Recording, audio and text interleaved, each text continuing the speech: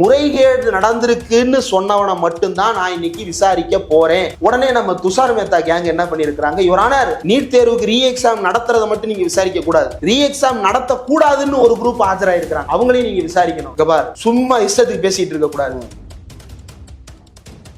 முறைகேட விசாரிக்க வந்தா என்ன விசாரிக்கணும் கூடாதுன்னு இவர் போய் அங்க சட்டம் பண்ணுவாங்க. நம்ம லெக்கு தாதா போய் அங்க போய் தேர்வுல ஸ்டாண்டர்ட் ஆபரேட்டிங் ப்ரொசீஜர்ஸ் எதுவுமே என்டிஏ பின்பற்றல. அது ரொம்ப அடிப்படையான விஷயம் இல்லையா? ஆமா, பேங்க் லாக்கர்ல வச்சிருவாங்க, பேங்க் லாக்கர்ல இருந்து வெளியே எடுத்துட்டு வருவாங்க. சந்திரசூட் என்ன கேள்வி எழுப்புறாருன்னா, சரிப்பா இந்தியாவில் நடக்கிறதுக்கு நீ லாக்கருக்கு அனுப்புற, அப்ப வெளிநாட்டுக்கு போன கொஸ்டின் பேப்பர் லீக் ஆச்சா? உள்ளூர்லயே உன் பொழப்பு சந்தி சிரிக்குது. எக்ஸாம் கொஸ்டின் பேப்பரை வெளிநாட்டுக்கு எந்த ஏர்மெயில்ல அனுப்புற, அதை அங்க போய் யார் வச்சு பாதுகாக்கிறா, அதை ஒவ்வொரு சென்டருக்கும் டிஸ்ட்ரிபியூட் பண்ண போறது யாரு, ஓபன் பண்றது யாரு, இந்த ப்ரொசீஜர் என்ன அப்படின்றத கேட்டுக்கிட்டே இருக்கும்போது சந்திரசூட் அவர்கள் தலை சுற்றி போய் முறைகேடு அப்படின்றது நடைபெற்று இருக்கான்னு கேள்வி எழுப்புறாரு. அதுக்கப்புறம் துஷார் மேத்தா என்ன சொல்றாரு, இல்ல 6 எஃப்ஐஆர் பதிவாகி, அதெல்லாம் இல்ல, முறைகேடு நடந்திருக்கா இல்லையா, நடந்திருக்கு அப்படின்றத உறுதியாக சொல்லிடுறாரு. ஒரு சென்டர்ல அப்படின்னு சொல்றாரு. ஒரு சென்டரோ 10 சென்டரோ முறைகேடு. குற்றம் நடந்தது எப்படி அப்படின்னு கண்டறிந்து விட்டு அதை அந்த போர்ஷனை மட்டும் டீல் பண்ண முடியும்னா அதை கேட்கிறாரு. இதை பிரீச் நடந்தது நீங்க கண்டுபிடிச்சிட்டீங்களா, அது ஒரு சென்டர் மட்டும் தானா, விசாரிச்சுக்கிட்டே இருக்கிறோம் யுவர் ஆனர், நீ எப்பதான் விசாரிச்சு முடிப்ப? ஒருவேளை கண்டறியப்படாவிட்டால் ரீ எக்ஸாமினேஷன் நடத்தணும் மீண்டும். ஆமா, இதனுடைய தாக்கத்தை அளவிட முடியல. அப்படி இந்த வழக்கு விசாரணையை தீவிரமாக கண்காணிக்காவிட்டால், நல்லா பேசுறாரு தீர்ப்பு இதுதானே நம்ம சேனலை மாற்றும் போது என்ன நடந்துரும் அப்படின்னா, தமிழ்நாட்டினுடைய கோரிக்கை நீட் வேண்டாம் அப்படின்றது தானே.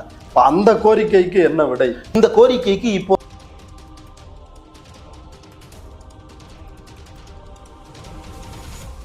ட்ரைப்ஸ் பார்வையாளர்களுக்கு வணக்கம். 2024 மே 5 நடைபெற்ற நீட் தேர்வில் முறைகேடு நடந்தது உறுதியாகியுள்ளது. நீட் தேர்வுக்கான அந்த வினாத்தாள் கசிவு ஏற்பட்டது என்பதை உச்சநீதிமன்றத்தில் நீட் தேர்வை நடத்தும் தேசிய தேர்வு முகமை நேஷனல் டெஸ்டிங் ஏஜென்சி உச்சநீதிமன்றத்தில் சந்திரசூட் முன்னிலையில் அதை ஒப்புக்கொண்டுள்ளது. இந்த சூழலில் இன்றைக்கு உச்சநீதிமன்றத்தில் நடந்தது என்ன, ஒன்றிய அரசு தரப்பில் முன்வைக்கப்பட்ட வாதங்கள் என்ன, என்டிஏ தரப்பில் முன்வைக்கப்பட்ட வாதங்கள் என்ன என்பது குறித்து நம்மிடையே வாதிப்பதற்காக ஊடகவியலாளர் இந்திரகுமார் தேரடி அவர்கள் நம்மோடு இணைந்துள்ளார். வாருங்கள் அவரோடு உரையாடலாம். தோழர் வணக்கம். வணக்கம். இன்றைக்கு உச்சநீதிமன்றத்தில் சந்திரசூட் தலைமையிலான அமர்வு முன்னிலையில் இந்த நீட் வினாத்தாள் கசிவு, இந்த நீட் முறைகேடு தொடர்பான அந்த வழக்கு விசாரணைன்றது நடைபெற்றுச்சு. அதாவது நீட் மறுதேர்வு வேண்டும், இந்த மே 5 நடைபெற்ற தேர்வு நடந்தது சரியில்லை, அதில் பல மோசடிகள் நடந்தது அப்படின்ற ஆர்கியூமெண்ட் தான் இதில் பிரதானமாக வைக்கப்பட்டிருக்குது. என்னென்ன ஆர்கியூமெண்ட் இதில் வைக்கப்பட்டுச்சு, அதற்கு நீதிபதி என்ன சொன்னார்? முதல்ல இந்த நீட்டு பிரச்சனைக்குரிய டைம் லைனை முதல்ல பார்த்துருக்கோம். மே மாதம் 5 எக்ஸாம் நடக்குது. மே மாதம் 5 நடந்த எக்ஸாமினுடைய ரிசல்ட் ஜூன் 14 வெளியிட போவதாக ஏற்கனவே வந்த அறிவிப்பு. ஏன்னா இப்போ டிஎன்பிஎஸ்சி ஃபாலோ பண்ணுறவங்களுக்கு தெரிஞ்சிருக்கும், இல்லை எக்ஸாம் ஃபாலோ பண்ணுறவங்களுக்கு தெரியும். Date of announcement of exam, date of exam, அதுக்கப்புறம் டேட் ஆஃப் ரிசல்ட்டு, அதுக்கப்புறம் டேட் ஆஃப் கவுன்சிலிங்கு, அதுக்கப்புறம் டேட் ஆஃப் அட்மிஷன், இது எல்லாமே ப்ரீ டிட்டர்மைன்ட். இதில் எதுவுமே மாற்றங்கள் இருக்காது. ஆனால் ஜூன் 14 வெளியாக வேண்டிய ரிசல்ட்டை அவசரமாக மாற்றி ஜூன் 4 முடிவுகளை வெளியிடுறாங்க. இப்போ இது என்ன சர்ச்சையை உருவாக்குது அப்படின்னா, எதற்காக எலெக்ஷன் ரிசல்ட் வருவதை ஒட்டி இப்படியான ஒரு தேர்வு முடிவுகளை வெளியிடணும், இது மக்களுக்கு குழப்பத்தை ஏற்படுத்தாதா, அல்லது இந்த செய்தி என்ன மாதிரியான சமிக்கைகளை கொடுக்கும் அப்படின்னு சொல்லி பல சந்தேகங்கள் எழுப்பப்பட்டது. அதே நேரத்தில் ரிசல்ட் வந்ததுக்கப்புறம் பார்த்தோம் அப்படின்னா 720 மார்க் அப்படின்றது தான் ஃபுல் மார்க். இந்த 720 எப்படி சொல்லலாம் அப்படின்னா, தமிழ் 2ஆம் தாள் மாதிரின்னு வச்சுங்களேன். ஒரு கிளாஸ்ல தமிழ் 2ஆம் தாள்ல ஒருத்தன் கூட 100 மார்க் எடுக்க மாட்டான். ஒருத்தன் எடுத்துட்டான் அப்படின்னா அதிசயம். ஒரு 10 பேர் தமிழ் 2ஆம் தாள்ல 100 மார்க் எடுக்கிறான் அப்படின்னா, ஒன்று எக்ஸாம் சரியில்லை, இல்லைன்னா திருத்தினவர் சரியில்லை, அல்லது மார்க்ல டோட்டல் மிஸ்டேக் இருக்கும். இப்படி ஏதோ ஒரு சந்தேகம் வந்துடும் இல்லையா? நம்ம தமிழ் ஆடியன்ஸுக்கு புரியுறதுக்காக சொல்றேன். அந்த மாதிரி 720 மார்க் அப்படின்றத சுமாரா ஒரு 67 பேர் ஒரே மாதிரி மார்க் எடுக்கிறாங்க. தமிழ்நாட்டில் இந்த சமச்சீர் கல்வி வந்த புதுசுல வந்து ஒரு ஒரு பயங்கரமான ஒரு விஷயம் நடந்தது. என்னன்னா, அதுக்கு முன்னாடி 500க்கு 500ன்றதெல்லாம் வந்து யாரும் நினைச்சு பார்த்ததே இல்லை. ஆனா இந்த சமச்சீர் கல்வி வந்த 2ஆம் ஆண்டிலிருந்து 500 மதிப்பெண் அப்படின்றது சகஜமாக எட்டக்கூடியதா. ஏன் அப்படின்னா, தேர்வு முறையே அப்படியாக வடிவமைக்கப்பட்டது.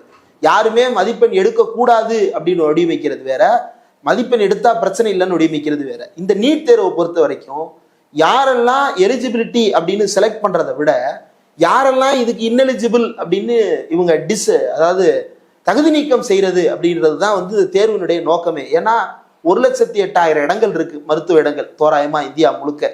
ஆனா இதுல எழுதக்கூடிய மாணவர்கள்னு பார்த்தோம் அப்படின்னா 24 லட்சம் பேரு. ஒவ்வொரு வருஷமும் 24 லட்சம் பேர் 25 லட்சம் பேர் எழுதுறாங்க. அப்ப 23 லட்சம் பேரை கழிச்சு கட்டணும் அப்படின்றதுதான் இந்த எக்ஸாமினுடைய பிரதானமான நோக்கம். அந்த நோக்கத்தில் தான் நடத்தப்படுகிறது. அப்படி நடத்தப்படுற தேர்வுல இந்த 720 மார்க் இவ்வளவு பேர் எடுக்கிறது அப்படின்றது முதல்ல சாத்தியம் இல்லை. ரெண்டாவது நெகட்டிவ் மார்க் இருக்கு. நெகட்டிவ் மார்க் அப்படின்றத கன்சிடர் பண்ணாலும் இந்த 67 பேர் 720 மார்க்ன்றது சாத்தியம் இல்லை. ஏன் அப்படின்னா, இதே நீட் தேர்வு இதே பேட்டர்ன்ல இதுக்கு முந்தைய ஆண்டுகள்ல நடத்தப்பட்டிருக்கு. அப்பெல்லாம் ஒருத்தர் 2 பேர்னு இருந்த நம்பர் ரேரஸ்ட் ஆஃப் ரேரா இருந்த 720 67 பேருக்கு வந்து சேருது. இது என்னடா இது சோதனையா போச்சு அப்படின்னு சொல்லிட்டு எடுத்து தேடி பார்த்தோம் அப்படின்னா, இவங்க எல்லாருமே குறிப்பிட்ட சில சென்டர்களை மையப்படுத்திய மாணவர்களாகவே இருக்கிறாங்க. இன்னொரு சர்ச்சை ஒண்ணு வருது. என்ன பாஜக ஆட்சி நடக்குதோ குஜராத்ல, குஜராத், ராஜஸ்தான், மத்திய பிரதேஷ் இந்த மாதிரியான இடங்கள்ல தான் வந்து அதிகமாக இந்த பிரச்சனைகள் எழுப்பப்பட்டிருக்கிறது.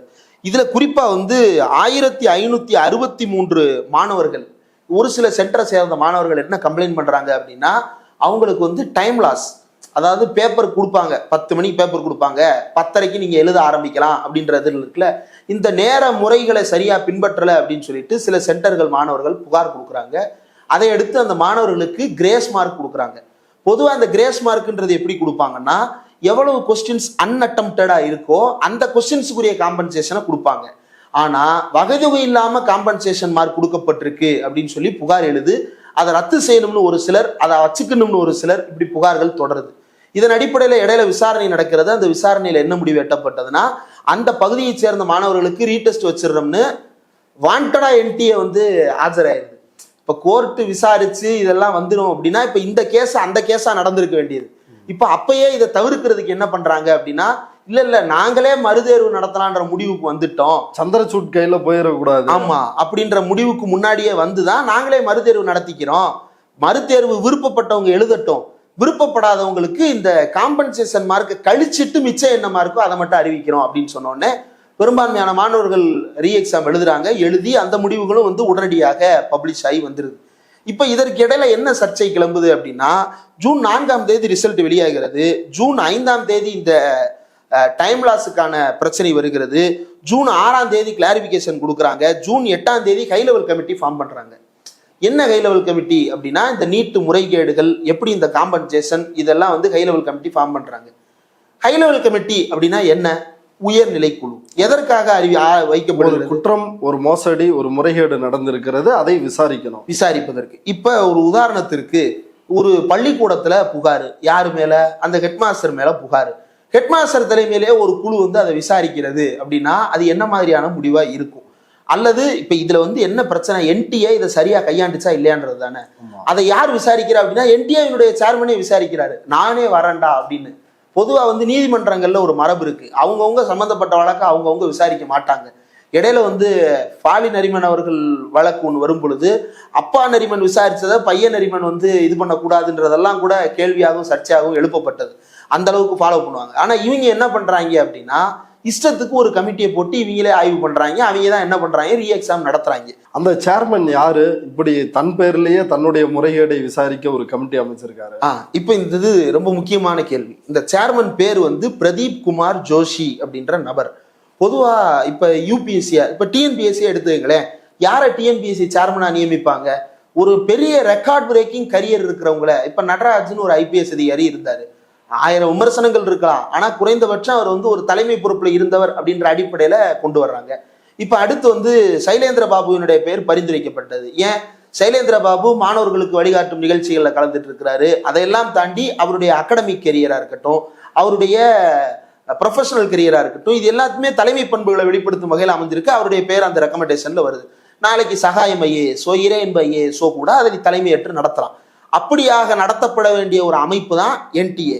அப்ப அதுக்கு வரக்கூடிய தலைவர் அப்படின்றவர் எப்பேற்பட்டவராக இருக்கணும்? ஏன்னா engineering college, arts and science college, இந்தியாவில் இருக்கக்கூடிய அத்தனை துறை வாரியான தேர்வுகள், அத்தனை அமைச்சகங்கள் வாரியான தேர்வுகள், அத்தனை பொறியியல் கல்லூரி, மருத்துவக் கல்லூரிக்கான தேர்வுகள்னு எல்லா தேர்வுகளையும் இவங்க தான் நடத்த போறாங்க. அப்ப இதுக்கு தலைவர் ரொம்ப உச்சபட்ச கல்வி தகுதி பெற்றவரா அல்லது உச்சபட்ச ஆய்வு தகுதி பெற்றவரா இருக்கணும்ன்றது எதிர்பார்ப்பு.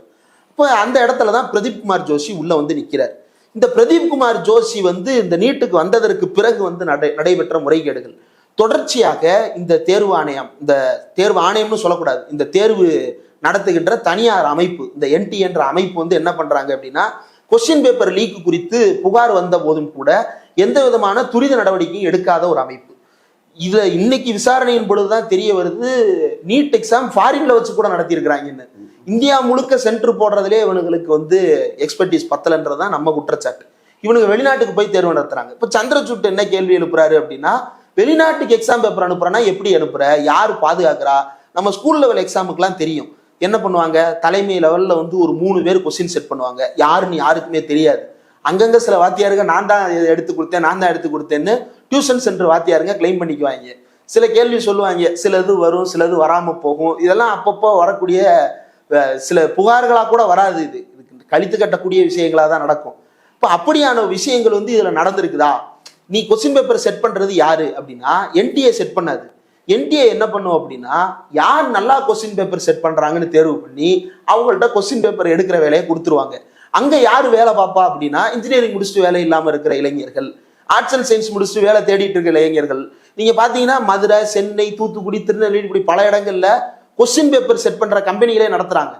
இவங்க என்ன பண்ணுவாங்கன்னா, பலருக்கும் எக்ஸாம் எழுதுறதுக்கான கொஸ்டின் பேப்பரை செட் பண்ணி கொடுப்பாங்க பல தனியார் நிறுவனங்களுக்கு, அரசு அமைப்புகளுக்கு. என்டிஏ அப்படியான ஒரு அமைப்பாக என்ன பண்ணுது அப்படின்னா, அவுட் சோர்ஸ் பண்ணி எடுக்கிறாங்க. இப்ப இதுல லீக்கேஜ் நடக்குது அப்படின்றது புகார்.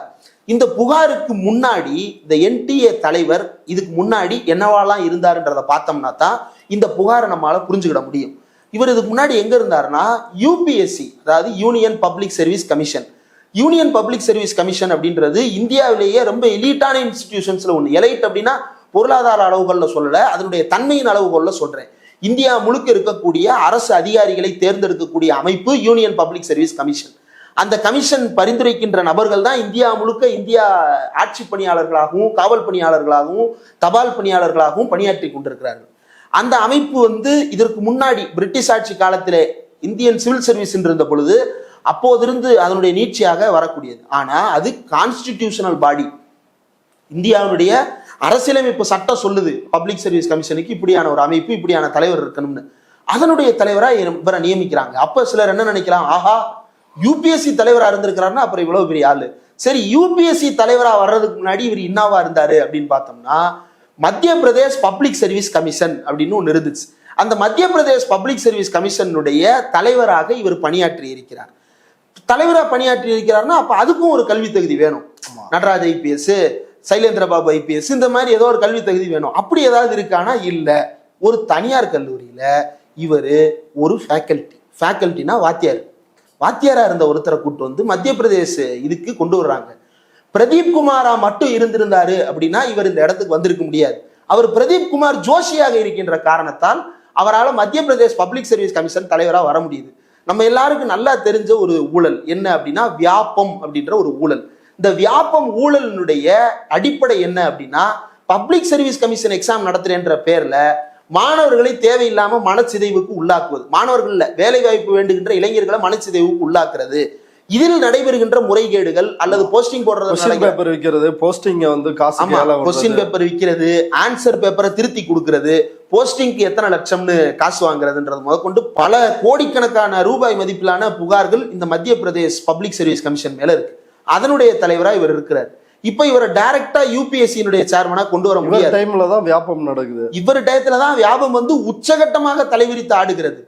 அங்க இருக்கக்கூடிய மாணவர்களுடைய தற்கொலை, அதுல அந்த முறைகேட்டில் ஈடுபட்டு தேர்வான 100க்கும் மேற்பட்டவர்கள் அந்த ஊழலோடு வியாப முறைகேடோடு சம்பந்தப்பட்டவங்களாம் தற்கொலை பண்ணாங்களே. ஆமா, ஆளுநருடைய மகனே கூட தற்கொலை பண்ணிட்டு. ஆமா, பல பேர் தற்கொலைன்ற பேர்ல மர்மமான மரணம். அதான் இது முக்கியமான விஷயமே, மர்மமான மரணம் தான்.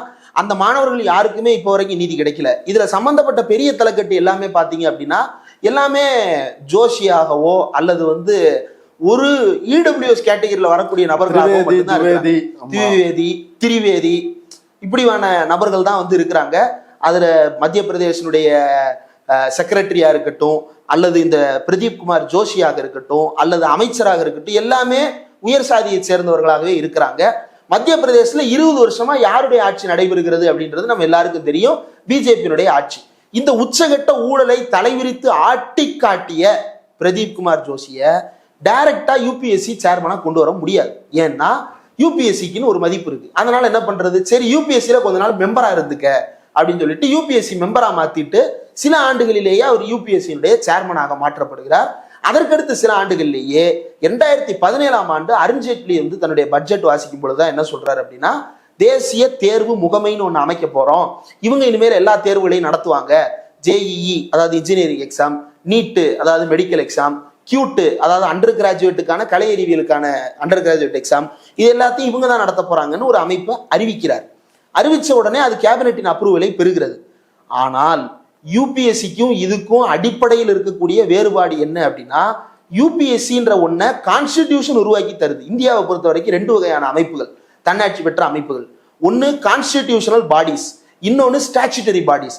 இப்ப கான்ஸ்டிடியூஷனல் பாடிஸ்னா என்னென்ன அப்படின்னா, ஃபினான்ஸ் கமிஷன் அது கான்ஸ்டிடியூஷனல் பாடி, டீலிமிட்டேஷன் கமிஷன் அது கான்ஸ்டிடியூஷனல் பாடி, இந்த எஸ்சிஎஸ்டிக்களுடைய ஆணையம் அது கான்ஸ்டிடியூஷனல் பாடி, யூபிஎஸ்சி அது கான்ஸ்டிடியூஷனல் பாடி.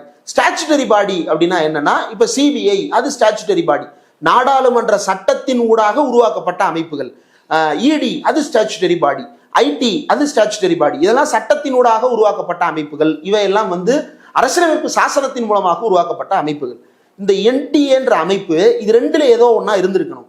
ஆனா அப்படி இல்ல. மாறா என்ன பண்றாங்கன்னா, இப்ப நீங்களும் நானும் சேர்ந்து நேரு பார்க்கில் வசிக்கிறோம் அப்படின்னா நேரு பார்க் பிளாட் அசோசியேஷன் ஒண்ணு நம்ம ஆரம்பிக்கலாம். குடியிருப்போர் நல சங்கம், குடியிருப்போர் நல சங்கம் நம்ம ஆரம்பிக்கலாம். அதுக்கு யார்கிட்டையும் போய் நம்ம நிக்க வேண்டிய அவசியம் இல்லை. ஆன்லைன்ல சொசைட்டி ரிஜிஸ்ட்ரேஷன் ஆக்ட்ல போட்டு ஆன்லைன்ல நம்ம பதிவுகளை மேற்கொண்டு விடலாம். ஒரு 4 பேர் இருந்தா போதும். அதுக்கு அந்த மாதிரியான ஒரு அமைப்பாகத்தான் இந்த என்டிஏவே உருவாக்கப்படுது. NDA society act. Society act society ஆக்டிங்கில உருவாக்கிட்டு என்ன பண்றாங்கன்னா, கவர்மெண்ட் தன்னுடைய அதிகாரத்தை மையப்படுத்திக் கொள்வதற்காக அதனுடைய தலைவரை யார் நியமிப்பா அப்படின்னா, ministry of human resource and development தலைவரை நியமிக்கும். மீதி இருக்கக்கூடிய உறுப்பினர்களை அரசாங்கம் பார்த்து போர்டு மெம்பர்ஸ் அரசாங்கம் நியமிக்கும் அப்படின்றது. ஆனா அமைப்பு தனி அமைப்பு, அது சொசைட்டி அமைப்பை தவிர இந்திய நாடாளுமன்ற சட்டத்தால் கட்டுப்படுத்தக்கூடிய அமைப்பு அல்ல. அதனுடைய தலைவர்களை யார் கட்டுப்படுத்துறா அப்படின்னா, அமைச்சகங்கள் கட்டுப்படுத்தும். ஆனா அந்த அமைப்பை அந்த தலைவர்கள் கட்டுப்படுத்துவாங்க. அப்ப இது கேள்விக்குள்ளாகக்கூடிய ஒரு ஸ்ட்ரீமை உருவாக்குது. தேவையில்லாம சர்ச்சைக்குரிய ஒரு நீரோட்டத்தை இது உருவாக்கி வைக்கிறது. இந்த சர்ச்சைக்குரிய நீட்டு என்டிஏ அமைப்பு தான் நீட்டு தேர்வு நடத்துது. என்னென்ன புகார் அப்படின்னா, பீகார்ல ஒரு மாணவர் என்ன சொல்றாரு அப்படின்னா, ஆமா நான் வாங்கினேன், முதல்ல 30 லட்சம் சொன்னாங்க, அதுக்கப்புறம் 20, அப்புறம் 15 லட்சம், அப்புறம் 10 லட்சம், அப்புறம் 5 லட்சம், அப்புறம் 1 லட்சம், 10,000, 5,000, கடைசியில சரி ஒரு 1,500 ரூபாய் கொடுத்துருக்க அப்படின்னு சொல்லிட்டு இந்த தேர்வுத்தாளை வித்திருக்கிறாங்க. 1,500 ரூபாய் வரைக்கும் சீப்பா இறக்குறான்னா அவன் எவ்வளவு மாஸ் நம்பர்ல வித்திருக்கணும். 2 பேர் 3 பேருக்கு விற்கிறவன் லட்சக்கணக்கில் விற்பான். நீங்க 1000 பேர் 10,000 பேருக்கு விற்கிறவன் என்ன பண்ணுவான், சொற்ப ரேட்டுக்கு வித்தா கூட அவனுக்கு கொள்ளை லாபமாக இது மாறும். இப்படி 1,500 ரூபாய் வரைக்கும் இந்த ரேட்டை வச்சு எதுல வித்திருக்கிறான் அப்படின்னா, டெலகிராம்ல வித்திருக்கிறான். நம்ம எல்லாருக்கும் நல்லா தெரியும், டெலகிராம்ல திருட்டுத்தனமாக படங்கள் பதிவேற்றப்படுகின்றன, பதிவிறக்கப்படுகின்றன. பலருடைய தனிப்பட்ட விவகாரங்கள், ஏன் நம்ம ஆதார் டீட்டெயில பூரா டெலகிராம்ல தான் சார் வித்துக்கிட்டு இருந்தாங்க. முந்தையாவது டார்க் நெட்ல வித்துக்கிட்டு இருந்தான். இந்த மோடிஜி வந்ததற்கு பிறகு டார்க் நெட்ல வித்தவன் பூரா என்ன பண்ணான் அப்படின்னா, டெலகிராம்ல விற்க ஆரம்பிச்சுட்டான். இந்த டிஜிட்டல் இந்தியாவினுடைய பரிவர்த்தனையினுடைய வீச்சு இப்படியாக இருக்கிறது. நீங்க இந்த டெலகிராம்ல விற்கிறது அப்படின்றத கட்டுப்படுத்தவே முடியாது. யாருக்கெல்லாம் அந்த சேனல் லிங்க் இருக்கோ யாருனாலும் உள்ள போலாம். நீங்க எத்தனை லைன் ஆஃப் பேரியர்ஸ் போட்டு அதுக்கு பாஸ்வேர்டு போட்டு உள்ள போற மாதிரி வச்சிருந்தாலும் அந்த கொஸ்டின் பேப்பரை வாங்குறவன் இன்னொரு போனை வச்சு போட்டோ எடுத்து பல பேருக்கு அனுப்பிட்டே இருக்கலாம். அப்ப இது வெறுமனே 1,500 பேருக்கு லீக்கான கொஸ்டின் அல்ல. இதனுடைய ரீச் அப்படின்றது ரொம்ப ஒய்டரா இருக்குன்றது தான் அடிப்படையில் எழுகின்ற சந்தேகம். இந்த சந்தேகத்தின் அடிப்படையில தான் உச்சநீதிமன்றத்துல வழக்கு தாக்கல் செய்யறாங்க. வழக்கு தாக்கல் செய்யும் போதே கவர்மெண்ட் என்ன பண்ணுதுன்னா ஐயையோ இப்படி போச்சுன்னா என்ன பண்றதுன்னு சொல்லிட்டு தப்பே நடக்கலன்னு சொல்லிட்டு இருந்த தர்மேந்திர பிரதான் லீக் ஆயிருக்குன்னு ஒத்துக்கிறாரு. தர்மேந்திர பிரதான் லீக் ஆயிருக்குன்னு ஒத்துக்கிட்டது மட்டும் இல்லாம சிபிஐ என்கொயரி போடுறாங்க. என்டிஏவின் மீது சிபிஐ என்கொயரி போடுறாங்க. சிபிஐ என்கொயரி லட்சணத்திற்கு ஒரு உதாரணம் என்ன அப்படின்னா, இதற்கு முந்தைய நீட் தேர்வு முறைகேடு புகார்களையும் சிபிஐ தான் விசாரித்தது. எந்த தீர்வையும் அவர்கள் வழங்கவில்லை. அல்லது சிபிஐ விசாரிக்கிறார்கள் என்பதற்காக இந்த தேர்வு முறைகேடுகள் குறைக்கப்பட்டிருக்கான குறைக்கப்படல, அதிகமாகிக்கிட்டே போகுது. எத்தனை மடங்கு சிபிஐ விசாரிக்குதோ அத்தனை மடங்கு இந்த கொஸ்டின் பேப்பர் லீக்ன்றது அதிகரிச்சுக்கிட்டே போகுது. இப்ப இதனுடைய வீச்சை கட்டுப்படுத்த முடியாதுன்றது அடிப்படை புரிதல். இப்ப இந்த நிலையில தான் உச்சநீதிமன்றத்துல இது வருது. வெறும் உச்சநீதிமன்ற பெஞ்சுக்கு வரல, தலைமை நீதியரசர் சந்திரசூட் பெஞ்சுக்கு இது சேருகிறது. ஏற்கனவே அவர் தான் எஸ்பிஐ மேட்டர்களை டீல் பண்ணி காலி பண்ணாங்க. ஆமா, இப்ப சந்திரசூட்டை தாக்காட்டணும் அல்லது சந்திரசூட்டுக்கு எதிராக ஒரு ஆள் நிக்கணும் அப்படின்னா அதுக்கு ஒரே ஒரு அடியால் தான் இந்தியாவுக்கு நேர்ந்து விடப்பட்டிருக்கிறாரு. யாருன்னா நம்ம தேல்பத்ரி சிங் துஷார் மேத்தா, சொலிசிட்டர் ஜெனரல். ஒரு தனியார் அமைப்பு, அதனுடைய அதிகாரிகள் அரசாங்கத்தால் நியமிக்கப்படுகிறார்கள் அப்படின்ற ஒரே காரணத்துக்காக சொலிசிட்டர் ஜெனரல் துஷார் மேத்தா இந்த அமைப்புக்காக ஆஜராகிறார். இப்போ இன்னைக்கு நீதியரசர் ஓப்பனிங்ல என்ன கேட்டு போட்டாரு அப்படின்னா, முறைகேடு நடந்திருக்குன்னு சொன்னவனை மட்டும்தான் நான் இன்னைக்கு விசாரிக்க போறேன் அப்படின்னு அவர் சொல்லியிருக்கிறாரு. உடனே நம்ம துஷார் மேத்தா கேங் என்ன பண்ணியிருக்கிறாங்க, யுவரானர் நீட் தேர்வுக்கு ரீ எக்ஸாம் நடத்துறதை மட்டும் நீங்க விசாரிக்க கூடாது, ரீ எக்ஸாம் நடத்தக்கூடாதுன்னு ஒரு குரூப் ஆஜராயிருக்கிறாங்க, அவங்களையும் நீங்க விசாரிக்கணும். இங்க பாரு, சும்மா இஷ்டத்துக்கு பேசிட்டு இருக்க கூடாது. நாங்க இன்னைக்கு முறைகேட விசாரிக்க வந்தா என்ன விசாரிக்கணும் கூடாதுன்னு இவர் போய் அங்க சட்டம் பண்ணுவாங்க. நம்ம லெக்கு தாதா அங்க போய் பஞ்சாயத்து கூட்டி இருக்கிறாரு. அதை குறித்து அந்த பெஞ்ச் விவாதிக்கிறாங்க. பேசி முடிச்சதுக்கு அப்புறம் அப்படிலாம் எடுத்துக்க முடியாது, முறைகேடுன்னு வந்தவங்க வழக்க தான் இன்னைக்கு நாங்க விசாரிக்க போறோம், ரெடியா இருந்துக்குங்க, சாப்பிட்டு வர்றோம், சாப்பிட்டு வந்ததுக்கு அப்புறம் ஒரு பெயில் மேட்டர் இருக்கு, முடிச்ச உடனே வர்றேன் அப்படின்னு சொல்லிட்டு தேதி குறிச்சிட்டு போயிடுறாரு, நேரம் குறிச்சிட்டு போயிடுறாரு. நேரம் குறிச்ச நேரத்துல உட்கார்ந்து கேட்க ஆரம்பிக்கிறாங்க. எடுத்த உடனே பெட்டிஷனர் சார்பாக வழக்கறிஞர்கள் கான்சல்ஸ் ஆஜராகிறாங்க. 2 பேர்கிட்ட ஆஜராகி இருக்கிறாங்க. அவங்க எல்லாரும் அந்த பெட்டிஷனர்ஸுடைய மனுக்களை பிரதிநிதித்துவப்படுத்தி பேசுறாங்க. அப்படி பேசும் பொழுது என்ன குறிப்பிடுறாங்க அப்படின்னா, யுவர் ஆனர் இந்த மாதிரி 6க்கும் மேற்பட்ட எஃப்ஐஆர் பதிவாயிருக்கு. சிபிஐ மட்டுமே 6 எஃப்ஐஆர் பதிவு பண்ணியிருக்கிறாங்க. இந்த எஃப்ஐஆர்கள் குறித்து இதற்கு முன்பு விசாரித்து கொண்டிருந்த பீகார்ல போலீஸ் கேஸ் நடந்துகிட்டு இருக்கு. பீகார்ல பொருளாதார குற்றப்பிரிவும் சேர்ந்து இது விசாரிச்சுக்கிட்டு பாட்னாவில். அப்போ அவங்க என்ன சொல்றாங்க அப்படின்னா, இதுல ஒரு பெரிய முறைகேடு நடந்திருக்கிறது அப்படின்னு ஒரு மெமரண்டம் கொடுக்குறாங்க. ஆனா அபிஷியல் பிரஸ் ரிலீஸா கொடுக்கல, அதை கோட் பண்ணி இந்த மாதிரி கொடுத்திருக்கிறாங்க. அதுல தேர்வுல ஸ்டாண்டர்ட் ஆபரேட்டிங் ப்ரொசீஜர்ஸ் எதுவுமே என்டிஏ பின்பற்றல. அது ரொம்ப அடிப்படையான விஷயம் இல்லையா, ஒரு தேர்வு எப்படி நடக்கணும். ஆமா, பொதுவாக அந்த எஸ்ஓபி, இந்த எஸ்ஓபிக்கு தான் நான் முதல்ல ஒரு உதாரணம் சொன்னேன். இப்போ என்னன்னா, சென்னையில கொஸ்டின் பேப்பரை ரெடி பண்ணுவாங்க. ரெடி ஆகிற கொஸ்டின் பேப்பரை பிரிண்ட் அவுட் எடுப்பாங்க. பிரிண்ட் பண்ண கொஸ்டின் பேப்பர்ஸை ரொம்ப பாதுகாப்பான நடைமுறைகளை டிஸ்பேச் பண்ணுவாங்க. ஸ்கூல் எக்ஸாமுக்கு நான் சொல்றேன், டிஸ்பேச் பண்ற கொஸ்டின் பேப்பர்ஸ் என்ன பண்ணுவாங்கன்னா, அந்தந்த மாவட்டத்துக்கு அல்லது அந்தந்த கல்வி மாவட்டம்னு சொல்லுவோம், அந்த கல்வி மாவட்ட அளவுல ஒரு இடத்துக்கு கொண்டு போவாங்க. அதுக்கப்புறம் தேர்வுக்கு ஒரு நாள் முன்னாடி அது என்ன ஆகும் அப்படின்னா, அந்தந்த ஊருக்கு ஒவ்வொரு ஸ்கூலுக்கு நிற்கும். நம்ம ஸ்கூல்ல நல்லா பார்த்தீங்கன்னா தெரியும், நம்ம ஆஃபீஸ் அசிஸ்டன்ட் போய் என்ன பண்ணுவாருன்னா, அங்கேருந்து கொஸ்டின் பேப்பர் எடுத்து கொண்டு வருவார். நம்ம கண்ணு முன்னாடி சீலை பிரித்து அதை ஓப்பன் பண்ணி நம்மள்கிட்ட கொடுப்பாங்க. இந்த நீட் எக்ஸாமுக்கு என்ன ப்ரொசீஜர் அப்படின்னா, இவங்க அச்சடிக்கிற வினாத்தாளை கொண்டு போவாங்க, கொண்டு போய் பேங்க் லாக்கரில் வச்சிருவாங்க, பேங்க் லாக்கர்ல இருந்து வெளியே எடுத்துட்டு வருவாங்க. இதுதான் ப்ரொசீஜர். இதுக்கு இடையில தான் சந்திரசூட் என்ன கேள்வி எழுப்புறாருன்னா, சரிப்பா இந்தியாவில் நடக்கிறதுக்கு நீ லாக்கருக்கு அனுப்புற, இது வரைக்கும் லாக்கர் எதுவும் உடைக்கப்பட்டு கொஸ்டின் பேப்பர் எடுக்கப்பட்டதா தகவல் வரல, அப்ப வெளியே போன இடத்துல இந்த லீக் நடக்கல அப்படின்றது உறுதியாகுது. அப்ப வெளிநாட்டுக்கு போன கொஸ்டின் பேப்பர் லீக் ஆச்சா, நீ வெளிநாட்டிலேயே வச்சு எக்ஸாம் நடத்துற, உள்ளூர்லயே உன் பொழப்பு சந்தி சிரிக்குது, நீ வெளிநாட்டுல வேற எக்ஸாம் நடத்துற, எக்ஸாம் கொஸ்டின் பேப்பரை வெளிநாட்டுக்கு எந்த ஏர்மெயில்ல அனுப்புற, அதை அங்க போய் யார் வச்சு பாதுகாக்கிறா, அதை ஒவ்வொரு சென்டருக்கும் டிஸ்ட்ரிபியூட் பண்ண போறது யாரு, ஓபன் பண்றது யாரு, இந்த ப்ரொசீஜர் என்ன அப்படின்றத கேட்டுக்கிட்டே இருக்கும்போது சந்திரசூட் அவர்கள் தலை சுற்றி போய், இது என்ன விவகாரம் நடக்குதுன்னே என்னால புரிஞ்சுக்கிட முடியல, எஸ்ஓபின்னு ஒண்ணு இங்க ஃபாலோ பண்ணிருக்கீங்களானே தெரியல, எனக்கு இந்த நீட்டை பத்தி எக்ஸாம் பேட்டர்னை பத்தி முழுசா தெரிஞ்சுக்கணுமோன்னு தோணுது, என்னால முடியுமா இல்ல தனியா கமிட்டி போட்டு ஆய்வு செய்யறதான்ற அளவுக்கு இது தலைவலியை கொடுக்கிறது அப்படின்னு சந்திரசூட் ஓபன் கோர்ட்ல சொல்லி இருக்கிறார். அது லைவ்லால பதிவாகி இருக்கிறது. இது குறித்து முழுமையாக நான் புரிந்து கொள்ள வேண்டும் அப்படின்றத பதிவு பண்ணியிருக்கிறார். அதற்கு அப்புறம் தான் கேள்வி எழுப்புறாரு, என்னென்ன கேள்விகளை அவர் எழுப்பி இருக்கிறார் அப்படின்றது தான் வந்து ரொம்ப முக்கியமான விஷயம். இன்னைக்கு கோர்ட் வந்து 3 விஷயங்களை ஆய்வு செய்யும் அப்படின்னு சொல்லியிருக்கிறாரு. முதல்ல இந்த பிரீச், அதாவது இந்த முறைகேடு அப்படின்றது நடைபெற்று இருக்கான்னு கேள்வி எழுப்புறாரு. அதுக்கப்புறம் துஷார் மேத்தா என்ன சொல்றாரு, ஆமா 6 எஃப்ஐஆர் ஃபைல் பண்ணியிருக்கோன்னு சொல்றாரு. அப்போ ஒன்ன ஒத்துக்கிற நீ என்ன முறைகேடு நடந்திருக்குன்னு ஒத்துக்கிற, ஆமாவா இல்லையா? இல்ல 6 எஃப்ஐஆர் பதிவாகிருக்கு, அதெல்லாம் இல்ல, முறைகேடு நடந்திருக்கா இல்லையா? நடந்திருக்கு அப்படின்றத உறுதியாக சொல்லிடுறாரு. ஒரு சென்டர்ல அப்படின்னு சொல்றாரு. ஒரு சென்டரோ 10 சென்டரோ முறைகேடு நடந்திருக்கு, அவ்வளவுதான். அந்த நடந்தது எந்த வழியில் நடைபெற்று இருக்கிறன்றது முக்கியம். தனிப்பட்ட முறையில கையில கொஸ்டின் பேப்பரை கொடுத்துருக்காங்கன்னா அது அந்த சென்டர் லெவல்ல தான் சுத்த முடியும், வேற எங்கேயும் போறதுக்கு வாய்ப்பு குறைவு. ஆனா அதே நேரத்துல சோசியல் மீடியா மாதிரி வாட்ஸ்அப் டெலகிராம் மாதிரியான விஷயங்கள்ல பகிரப்பட்டிருந்தா அது தீவிரமான ஆபத்துக்களை ஏற்படுத்தக்கூடியது, ஒரு செகண்ட்ல இந்தியா முழுக்க அது பரவக்கூடியது அப்படின்றதை எச்சரித்து விட்டு அவர் என்ன கேட்கிறாருன்னா, நான் 3 விஷயங்களை ஆய்வு செய்யணும்.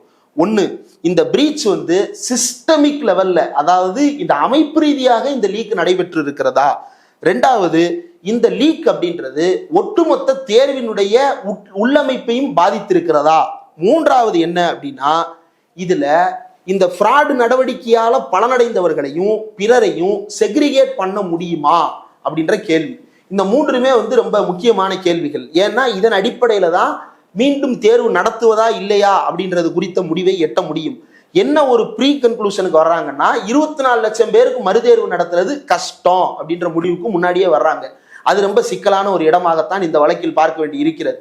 ஆனால் அந்த 24 லட்சம் பேரையும் இது பாதிக்கக்கூடிய வகையில் இந்த லீக் நடந்திருந்ததுன்னா அது குறித்து நான் எந்த முடிவையும் எடுக்க தயங்க மாட்டேன் அப்படின்றத, அதான் குற்றம் நடந்தது எப்படி அப்படின்னு கண்டறிந்து விட்டு அந்த போர்ஷனை மட்டும் டீல் பண்ண முடியும்னா அதை கேட்கிறாரு. இதை வந்து பிரீச் நடந்தது நீங்க கண்டுபிடிச்சிட்டீங்களா, அது ஒரு சென்டர் மட்டும்தானா, விசாரிச்சுக்கிட்டே இருக்கிறோம் யுவர் ஆனர். நீ எப்பதான் விசாரிச்சு முடிப்ப? நீ விசாரிக்கிற வரைக்கும் இதை வச்சுக்கிட்டே உட்கார்ந்துருக்க முடியாது. அப்ப இது என்ன மீன்ஸ்ல நடைபெற்று இருக்கிறதுன்ற கேள்விக்கு நான் வர்றேன் அப்படின்றதான் முதல்ல பதிவு பண்றாரு. துஷார் மேத்தா கேங் கிட்ட அதற்கான பதில் இல்லை. ஒருவேளை கண்டறியப்படாவிட்டால் ரீ எக்ஸாமினேஷன் நடத்தணும் மீண்டும். ஆமா, இதனுடைய தாக்கத்தை அளவிட முடியல அப்படின்னா ரீ எக்ஸாம் நடத்தும் நிலைக்குத்தான் அது நகரும். தாக்கத்தை கண்டறிந்தாலும் கண்டறியாவிட்டாலும் ரீ எக்ஸாம் நோக்கி தான் நகருது.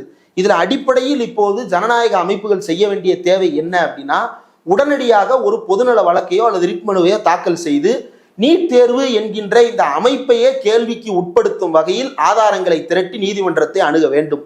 அப்படி அணுகாவிட்டால் இது மறுதேர்வு நடத்துவதா இல்லையான்ற இடத்தில் சுருங்கிடும். இல்ல, இப்ப நீட்டுனாலே காதுல இருக்கிற கம்மல்ல இருந்து பெண்களினுடைய உள்ளாடைகள் வரை எல்லாத்தையும் கழட்டிக்கிட்டு தான் உள்ள அனுப்புறாங்க. அவ்வளவு சோதனை வந்து நடத்துறாங்க.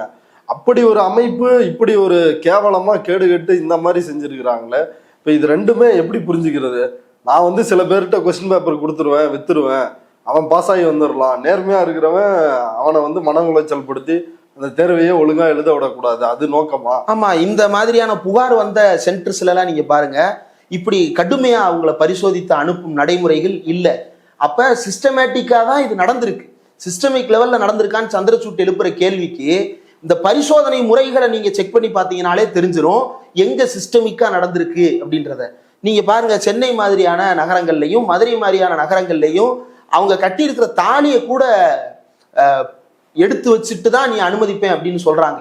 அவங்களுடைய கை வைத்த பிளவுஸ் வந்து பெரிய பிளவுஸா போட்டிருக்கிறாங்கன்னா இதை அறுத்துடுறாங்க. அவங்க வந்து நீளமான கை வைத்த ஒரு சுடிதார் போட்டு வர்றாங்கன்னா சுடிதாரை வந்து பாதியா அறுத்துட்டு தான் உள்ள விடுறாங்க. இவ்வளவு கொடுமைகள், மெட்டியை கலட்டி விடுறது, அவங்க காலில் போட்டிருக்கிற கொலுசை கலட்டி விடுறது, இப்படி எதெல்லாம் இவங்க வச்சிருக்க முடியாதோ அதெல்லாம் உருவி விட்டு மன உளைச்சலுக்கு ஆளாக்கி. ஒன்றும் இல்லை, அவங்க தலையை கட்டிட்டு வர்றாங்க, அந்த தலையை முடிய பிடிச்சி இப்படி அத்து உருவுறாங்க. ஒரு வீட்டில் சாயங்காலம் எல்லா வேலையும் முடிச்சுட்டு ஒரு பெண் போய் உட்கார்ந்தாலும், ஸ்கூலுக்கு போற பொண்ணாவே இருந்தாலும் அந்த தலைமுடியை அவங்க அம்மா இப்படி ஹேண்டில் பண்ண மாட்டாங்க. அவ்வளவு கொடூரமா அந்த தலைமுடியை உருவி போடுறது, பூவை உதுத்து பார்க்கறது, தலையில யாராவது பூ வச்சுட்டு வந்திருந்தாங்கன்னா உதுத்து பார்க்கறது, இப்படி அவங்கள வந்து ஒரு கணவன் இல்லாத ஒரு பெண்ணை எப்படி நடத்துவாங்களோ இந்த அடிமை சமூகத்துல, அப்படியான ஒரு நடத்தை வந்து அந்த தேர்வு மைய வாசல்ல நடத்தி இருக்கிறாங்க. ஆனா வெளியே இவ்வளவு ஸ்ட்ரிக்ட் ஆபீசரா காட்டிக்கிடும் பொழுதே நம்மளுக்கு சந்தேகம் வரணும், இவன் ஏன் இதெல்லாம் பண்ணிட்டு இருக்கிறான் அப்படின்னா இது எல்லாமே நம்மளை டைவர்ட் பண்ற உத்திகள். நீங்க எதை கேள்வி கேட்பீங்க? செக்கிங்க கேள்வி கேட்பீங்க. உடனே என்ன பண்ணுவோம், நாங்க அந்த இன்விஜிலேட்டரை திரும்ப அடுத்த எக்ஸாமுக்கு கூப்பிட மாட்டோம்னு ஒதுக்கி வைப்போம். இப்படி நம்மளை டைவர்ட் பண்றது. அந்த பக்கம் என்ன நடந்துகிட்டு இருக்கு அப்படின்னா, கொஸ்டின் பேப்பரையே யாருக்கோ வித்து அதன் மூலமா கொள்ளை அப்படின்றது நடந்துட்டு இருக்கு. கொஸ்டின் பேப்பர் வித்தது மட்டும் இல்ல, இந்த எக்ஸாமுக்கு எவ்வளவு காசு வாங்குறாங்கன்னு தெரியுமா? 1700 ரூபாய் ஒவ்வொரு மாணவருக்கு. ஒரு மாணவருக்கு 1700 ரூபாய். இந்தியாவிலேயே காஸ்ட்லியான எக்ஸாம் இதுதான். நெட்னு ஒரு எக்ஸாம் நடக்கும், நேஷனல் எலிஜிபிலிட்டி டெஸ்ட்னு உயர்கல்வி போற மாணவர்களுக்கு நெட் எக்ஸாம் நடக்கும். அந்த நெட்டு கூட 1100 சொச்சம் தான். இது 1700 மார்க். ஏன்னா நாங்க அவ்வளவு பிரீமியம் சர்வீஸை கொடுக்குறோம். யாருக்கு?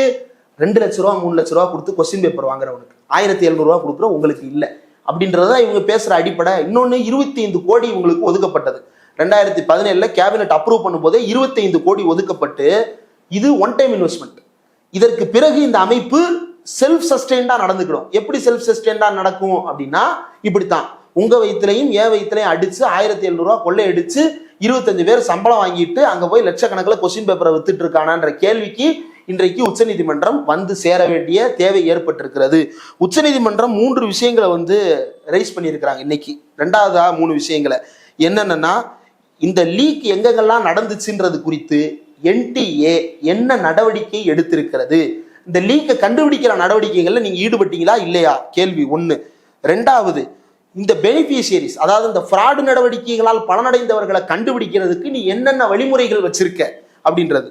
3வது, number of students who have been so far identified, இதுவரைக்கும் யாரெல்லாம் இதனால் பலனடைந்திருக்கிறார்கள் அப்படின்றத கண்டுபிடிச்சியா இல்லையா அப்படின்ற 3 கேள்வியை ரைஸ் பண்ணியிருக்கிறாங்க. இதற்கான பதிலை அடுத்த சிட்டிங்ல கொடுக்க போறாங்க. 1 நாள் டைம் கொடுத்துருக்காங்க. எதுக்குன்னா, தேர்வு வேண்டாம் என்று சொல்லுகின்ற தரப்பு அத்தனை பேரிடமும் பேசி ஒரு பரிந்துரை பட்டியலை உருவாக்கி அதிலிருந்து 10 பக்கத்திற்கு அதிகமாக போய்விடாத அளவிற்கு ஒரு அறிக்கையை உருவாக்கி சந்திரசூட் கையில் கொடுப்பதற்கு சந்திரசூட் கேட்டிருக்கிறார். இதை அடுத்ததாக தேர்ஸ்டே, அதாவது வியாழக்கிழமை விசாரிக்க ஒத்திவைக்குமாறு துஷார் மேத்தா கோரியிருக்கிறார். இதுதான் இன்றைக்கு உச்சநீதிமன்றத்தில் நடைபெற்றது. இந்த வழக்கு விசாரணையை நம்ம தீவிரமாக கண்காணிக்காவிட்டால் இது என்ன நடக்கும் அப்படின்னா, வழக்கமான பட்டிமன்ற ஃபார்முலால நல்லா பேசுறாரு, தீர்ப்பு இதுதானே நம்ம சேனலை மாற்றும் போது என்ன நடந்துரும் அப்படின்னா, அங்க வேற ஒரு தீர்ப்பு வந்திருக்கும்.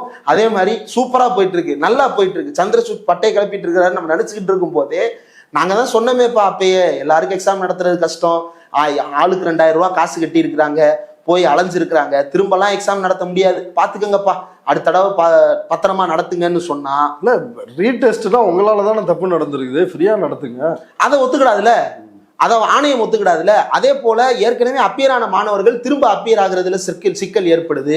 அப்ப சந்திரசூட் அவர்கள் இதுல கவனம் செலுத்த வேண்டியது என்ன அப்படின்னா, நீதியரசருக்கு அறிவுரை சொல்வதற்காகவோ அல்லது நீதியரசருக்கு அறிவுரைகள் பத்தவில்லை என்பதற்காகவோ அதை நான் பேசல.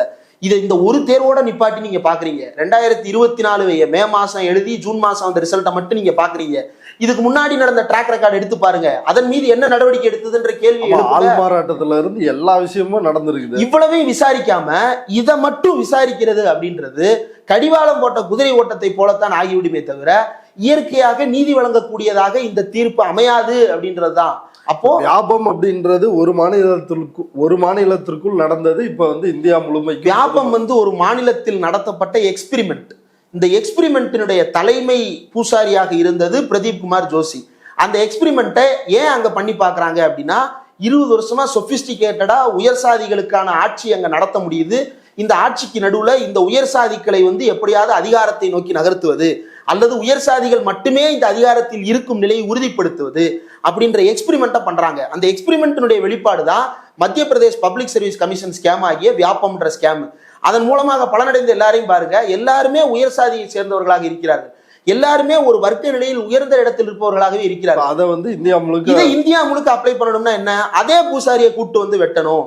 இந்த பூசாரி இந்த கோயில்ல அருமையா வெட்டினாருப்பா கடா அப்படின்னா நம்ம கோயிலுக்கு அந்த பூசாரியை கூப்பிட்டா என்னன்னு பேசுற மாதிரி அதே பூசாரியை கூப்பிட்டு ஓபிசி மாணவர்களையும் SC/ST மாணவர்களையும் கழுத்தெடுத்து பாத்திரலான்ற இடத்தை நோக்கி பிஜேபி நகர்ந்திருக்கிறதான்றதுதான் இப்ப நாம் எழுப்ப வேண்டிய கேள்வி. ஆனா நம்முடைய கோரிக்கை, தமிழ்நாட்டினுடைய கோரிக்கை நீட் வேண்டாம் அப்படின்றது தானே. அந்த கோரிக்கைக்கு என்ன விடை? இந்த கோரிக்கைக்கு இப்போதுதான் அரசியல் கட்சிகள் சேர்ந்திருக்கிறாங்க. அகிலேஷ் யாதவா இருக்கட்டும் அல்லது ராகுல் காந்தியா இருக்கட்டும், பிரியங்காவா இருக்கட்டும், இந்த தேர்வே முறைகேடான தேர்வு. அதை தான் ராகுல் காந்தி நாடாளுமன்றத்துல பேசினார். பெரும்பான்மை ஓபிசிக்கள் யாரு, பெரும்பான்மை SC/STக்கள் யாரு, இவர்களுடைய நலன்கள் அப்படின்றது இந்துக்களினுடைய நலன்கள் இல்லையா? இந்த இந்துக்களினுடைய நலன்களை நீ புறந்தள்ளிட்டு எப்படி நீட் எக்ஸாம் பத்தி பேசுற? இது நீட் தேர்வு அடிப்படையிலேயே பிழையானதாகவும் OBC SC/STக்கும் விளிம்பு நிலை மக்களுக்கும் பொருளாதார ரீதியாக பின்தங்கியவர்களுக்கும் ஏமாற்றத்தை தருவதாக இருக்கிறது. இன்னொன்று முக்கியமான விஷயம் என்ன அப்படின்னா, இதனால பாதிக்கப்பட்ட மிடில் கிளாஸ், நீங்க சமீபத்துல பாத்தீங்கன்னா தெரியும், நிறைய குடும்பங்கள்ல இதை பார்த்து கொண்டிருக்கக்கூடிய பெற்றோர்களால உணர முடியும். அதாவது வீட்டில் 12ஆம் கிளாஸ் படிக்கிற பசங்க இருக்கிறாங்க அப்படின்னா 10ஆம் கிளாஸ் படிச்சு 11 வரும் பொழுது குரூப் செலக்ட் பண்ணணும். பொதுவாகவே தமிழ்நாட்டில் வந்து நம்ம இதில் ஒரு மனநிலை இருக்கு, சயின்ஸ் குரூப் எடுத்துடணும் எப்படியாவது. ஏன்னா சயின்ஸ் குரூப் படித்தா தான் டாக்டராவோ இன்ஜினியராகவோ ஆக முடியும், பெரிய உயரங்களுக்கு போக முடியுன்ற ஒரு நம்பிக்கை. அப்போ பியூர் சயின்ஸ் எடுக்கிறது அப்படின்றது வந்து ஆப்ஷனை முடக்கிறோம். பயோமேக்ஸ் எடுக்கணுன்றது வந்து ஒரு பிரஸ்டீஜ் இஷ்யூவா இருக்கும். பயாலஜியும் மேக்ஸும் இருக்கிற குரூப் எடுக்கணுன்றது, அந்த சயின்ஸ் குரூப் எடுக்கணும்னு அந்த இடத்த நோக்கி இருந்த இடம் இப்போ உடஞ்சு ஒகேஷனல் குரூப் எடுத்துடலாம், டைப்ரைட்டிங் கோர்ஸ் எடுத்துடலாம், அல்லது வந்து வேற காமர்ஸ் அக்கௌண்ட்ஸ் குரூப் எடுக்கலாம், சயின்ஸ் குரூப் வேண்டாம். சயின்ஸ் குரூப்பினுடைய மாணவர் சேர்க்கை எண்ணிக்கை இந்தியா முழுக்க குறைந்து கொண்டிருக்கிறது. ஒகேஷனல் ட்ரைனிங்குடைய எண்ணிக்கை அதிகரித்து கொண்டிருக்கிறது. ஏன் அப்படின்னா, நம்ம என்ன படிச்சு என்னப்பா பண்றது, இன்ஜினியரிங்க்கும் என்ட்ரன்ஸை வச்சுட்டான், இதுக்கும் என்ட்ரன்ஸை வச்சுட்டான், இதுக்கெல்லாம் நம்மளால போகவே முடியாது அப்படின்னு மனதளவில் தாங்கள் இதற்கு தகுதி இல்லாதவர்கள் அப்படின்னு ஓபிசிக்களும் எஸ்சிக்களும் எஸ்டிக்களும் உணர்கின்ற இடத்தை நோக்கி நகர்த்திருக்கான். இப்போ இந்த இடத்தோட நீங்க வந்து என்னொன்னு லிங்க் பண்ணி பார்க்கணும். என்ன அப்படின்னா, விஸ்வகர்மா திட்டம் அப்படின்றது. நீ இதுல இருந்து நம்பிக்கை இழக்கும் பொழுது நீ எங்க போவ? வேற ஏதாவது படிச்சு ஆராய்ச்சி செய்ய போயிருவீங்க. அதுக்கெல்லாம் நீ போகாத, நீ பானை உருட்டு, நீ நெசவு நெய்யி, நீ சட்டைக்கு பட்டன் கட்டு அப்படின்னு சொல்லிட்டு வீட்டுக்குள்ளேயே முடக்கும் வகையில, குடும்ப தொழில்களுக்குள்ள முடக்கும் வகையில, சாதி ஆதிக்கத்தை பாதுகாக்கும் வகையில இன்னொரு ஸ்கீம் ஒன்று உருவாக்கி வச்சுட்டு இங்கிருந்து வர்ற ஓபிசிக்களை பூரா இந்த அடிமை சங்கிலிக்குள்ள தள்ளிவிடும் வேலை தான் நடந்து கொண்டிருக்கிறது. இதை வந்து தமிழ்நாடு தெளிவாக புரிந்து கொண்டு ஏ.கே. ராஜன் அவர்கள் தலைமையில கமிட்டி அமைச்சு ஆய்வு செய்து விரிவான அறிக்கையை பதிவு செய்திருக்கிறது. இந்த அறிக்கையை எல்லா முதல்வர்களுக்கும் தமிழ்நாடு முதலமைச்சர் ஸ்டாலின் அனுப்பி வைத்திருக்கிறார். தயவு செய்து ஒரு எக்ஸ்பர்ட் கமிட்டியை போட்டு ஏ.கே. ராஜன் கமிட்டியை ஆய்வு செய்து அதே மாதிரியான கமிட்டியை கான்ஸ்டியூட் பண்ணி மாநில சட்டமன்றங்கள் நீட் வேண்டாம்ன்ற தீர்மானத்தை கேரளா உள்ளிட்ட அத்தனை மாநிலங்களும் நிறைவேற்ற வேண்டும். அப்படி நிறைவேற்றிவிட்டு யாராவது ஒருவர் இந்த வழக்குகளை உச்சநீதிமன்றத்துக்கு கொண்டு போய் நிறுத்தாவிட்டால் இதற்கான தீர்வு என்பது கிடைக்கவே கிடைக்காது. கோர்ட்டுக்கு போகாமல், மக்கள் மன்றத்திற்கு வராமல் இந்த பிரச்சனை தீரவே தீராது. ஓகே, பொறுத்திருந்து பார்க்கலாம் என்ன நடக்குதுன்னு. இவ்வளவு நேரம் நம்முடைய பார்வையாளர்களுக்காக உங்களுடைய நேரத்தை ஒதுக்கி கருத்துக்களை பகிர்ந்துட்டதுக்கு மிக்க நன்றி.